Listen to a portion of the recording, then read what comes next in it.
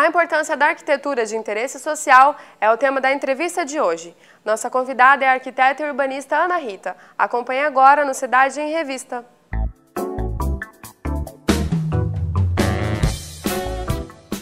Olá! Na entrevista do programa Cidade em Revista dessa semana, vamos abordar o tema Arquitetura de Interesse Social. Para falar sobre o assunto, convidamos a arquiteta e urbanista Ana Rita Maciel, que é professora da UNIC, Universidade de Cuiabá, e presidente do Sindicato dos Arquitetos de Mato Grosso, o SINDAC. Olá, professora, seja bem-vinda. Professora, o que é arquitetura social? A arquitetura social é a arquitetura pública, né? A arquitetura de interesse social, voltada para aquela camada da população, que é a grande maioria, e que não tem possibilidade, acesso aos programas normais de aquisição da sua moradia. E geralmente são aquelas camadas também mais frágeis, que estão morando em locais de difícil acesso, impróprios para a localização das habitações, das unidades habitacionais, desprovidas, a maioria das vezes, de todos os elementos necessários para desenvolvimento da vida na cidade, os equipamentos públicos, né, de saúde, escola, educacionais. Então, é essa arquitetura voltada para aquelas pessoas que estão naquela faixa, geralmente, de 0 a 3 salários mínimos. Então, que precisam de toda uma implementação de políticas públicas direcionadas para a melhoria da qualidade de vida e para a inserção delas dentro da estrutura normal da cidade. Que a gente tem a cidade normal, né? E nós temos uma cidade informal. Então, a arquitetura pública vai trazer as pessoas para o setor normal da cidade. Professora, Cuiabá e Várzea Grande possui problemas que poderiam ser minimizados com a utilização direta da arquitetura social? A arquitetura pública, a arquitetura de interesse social, ela vem de encontro a essa necessidade que a gente sabe que existe e que é uma necessidade muito maior até, às vezes, do que o poder público tem possibilidade de atendimento.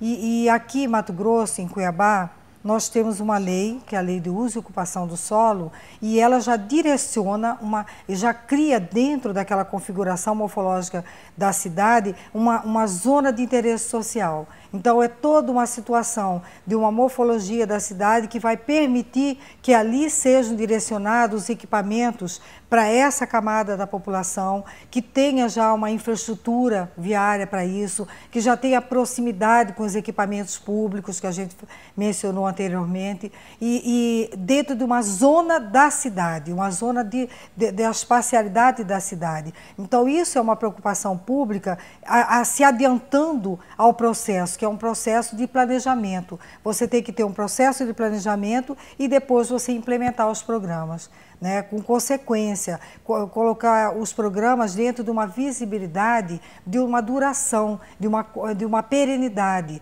A habitação de interesse social não pode ser vista nem isolada da cidade e nem também como uma coisa descartável. Ela tem que agregar valor ao espaço construído, tem que ter qualidade, tem que ter conforto e tem que ter, para tudo isso acontecer, tem que ter o profissional da arquitetura, do urbanismo, trabalhando nesses projetos. Professora Ana Rita, em nossa cidade, os gestores e profissionais já estão atentos à arquitetura de interesse social, elaborando projetos dessa forma?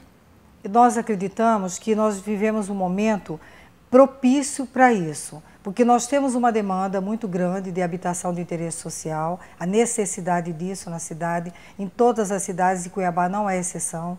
Nós temos um pessoal preparado já na universidade para o enfrentamento dessa nova perspectiva de trabalho para os arquitetos. Nós temos a legislação de interesse social nacional que estabelece que todas as prefeituras têm que ter o seu núcleo de habitação de interesse social e profissionais habilitados para exercer e implementar as políticas de desenvolvimento urbano no setor da habitação.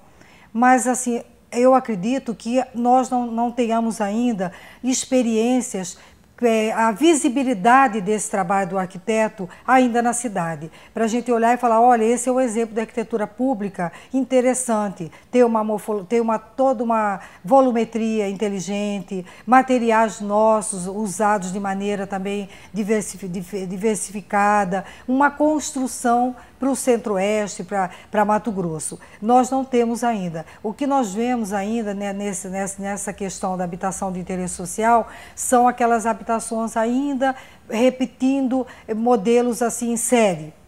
Uma tipologia repetindo 50 casas, 150 casas, 200 casas, né? E assim a gente criando manchas na cidade que a gente gostaria que fosse minimizada com uma arquitetura diferenciada, com novas tipologias, com equipamentos públicos interessantes, porque nós temos que criar o lugar. Não é só a habitação. Nós sabemos que a deficiência da habitação é aquele problema maior, mais agudo, mas você tem que criar também o espaço do encontro das pessoas, do diálogo. A cidade não é só você passar por ela, você vive na cidade. A cidade tem a função de trabalhar, de morar, de circular, e nesses ambientes mais frágeis, eles têm mais necessidades de pontos de apoio. Então, o centro comunitário tem que ter um espaço para funcionar como um locus que as pessoas ali, elas se encontram, elas fazem capacitação, elas fazem tratamento de saúde,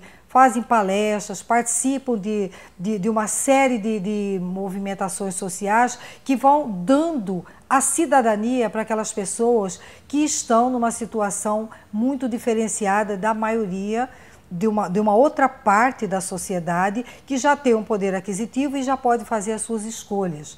Às vezes você fica numa situação tão difícil que você precisa daquele poder público implementando para você conseguir se tornar um cidadão dentro da cidade, apropriar do espaço da cidade, através de um transporte coletivo de qualidade, de uma habitação que tenha uma perenidade, que ela não seja um produto descartável, que daí a 5, 10 anos você tem que refazer aquela construção porque os equipamentos, os elementos não foram os indicados para aquela situação.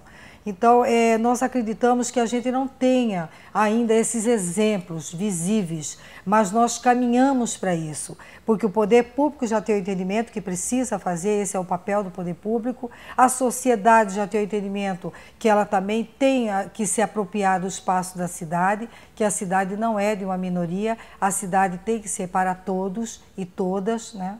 E a gente acredita que nós estamos nesse limiar, nesse começo, nesse exercício. E os arquitetos vão ter que cumprir a função social que dignifica a nossa profissão. É um mote, né, para você fazer arquitetura, é você poder fazer arquitetura social, arquitetura pública. Muito obrigada, professora, pela participação e pelas informações. Muito obrigada. Nós que agradecemos a oportunidade.